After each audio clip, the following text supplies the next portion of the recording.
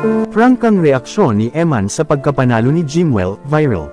Trending ngayon sa social media ang naging laban ni Jimwell Pacquiao matapos niyang makuha ang kanyang kauna-unahang panalo sa professional boxing.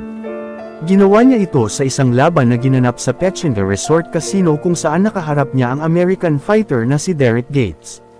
Hindi naging madali ang laban, ngunit ipinakita ni Jimwell ang kanyang determinasyon at galing sa loob ng ring. Sa ikalawang round pa lamang, natapos niya ang laban sa pamamagitan ng technical knockout, na agad ikinatuwa ng kanyang mga supporters at pamilya. Para sa marami, ito ay malaking milestone sa kanyang boxing career, lalo na't nagsisimula pa lamang siya sa professional level. Bilang anak ng legendary boxer na si Manny Pacquiao, hindi maiwasan ang mataas na expectation kay Jimwell. Ngunit sa panalo na ito, pinatunayan niya na kaya niyang bumuo ng sariling pangalan sa mundo ng boxing. Bukod sa kanyang ama, hindi rin nagpahuli ang ibang miyembro ng kanyang pamilya sa pagbibigay ng suporta. Naroon mismo sa venue ang kanyang ina na si Jinky Pacquiao, na proud na pinanood ang laban ng kanyang anak mula sa front row. Samantala, maraming netizens ang nag-aabang kung ano ang magiging reaksyon ng kanyang kapatid na si Eman Pacquiao, na kilala rin sa pagiging supportive sa kanyang pamilya.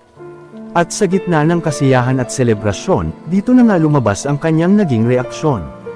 Sa kanyang social media post, simpleng ngunit puno ng pagmamalaki ang mensahe ni Eman para sa kanyang kuya.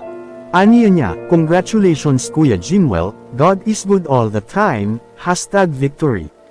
Bagamat maikli, ramdam ang kanyang saya at suporta sa tagumpay ng kanyang kapatid. Ang naturang post ay agad namang umani ng atensyon online, kung saan maraming netizens ang natuwa sa closeness ng magkapatid. Para sa ilan, mas lalo nitong pinatunayan na bukod sa talento, mahalaga rin ang suporta ng pamilya sa pag-abot ng pangarap. Sa ngayon, hawak ni Jimwell ang record na 1-0-1 win-loss draw, na may isang knockout, isang magandang simula para sa kanyang professional career.